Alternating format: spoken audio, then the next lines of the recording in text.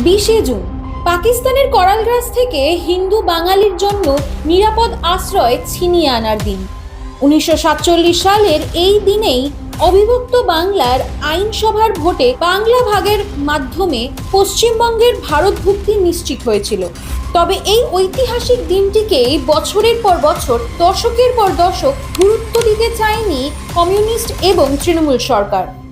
2021 সালে রাজ্যে প্রথমবার প্রধান বিরোধী দলের মর্যাদা পাওয়ার পর বিজেপির পরিষদীয় দল তৎকালীন বিরোধী দলনেতা শ্রী শুভেন্দু অধিকারীর নেতৃত্বে 2021, 2022, 2023 টানা 3 বছর ধরে বিধানসভায় এই দিনটিকে পশ্চিমবঙ্গ দিবস হিসেবে পালন করেন।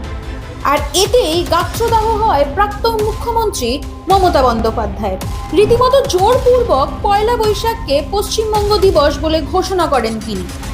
বঙ্গাব্দের প্রথম দিন বাঙালির কাছে উৎসবের দিন, আনন্দ উদযাপনের দিন, তবে তা কখনোই পশ্চিমবঙ্গ দিবস হতে পারে না। সেই কারণেই পূর্বতন সরকারের স্বৈরাচারী সিদ্ধান্তকে বদলে দিয়েছে ভারতীয় জনতা পার্টির নবনির্বাচিত সরকার। আগামী 20 জুন পশ্চিমবঙ্গ দিবস পালিত হবে।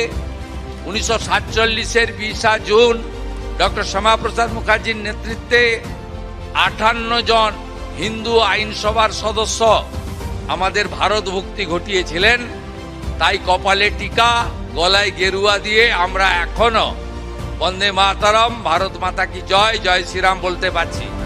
ভারতীয় জনতা পার্টির সরকারের উদ্যোগে এবার প্রকাশ্যে আসবে প্রকৃত ইতিহাস। মর্যাদা পাবেন ডক্টর শ্যামাপ্রসাদ মুখোপাধ্যায় এবং প্রত্যেক মনীষী, যারা সেই সময় ঢাল হয়ে দাঁড়িয়েছিলেন বলে আজও বেঁচে আছে বাংলা সংস্কৃতি। মাথা উঁচু করে বাঁচতে পারছে বাঙালি হিন্দু।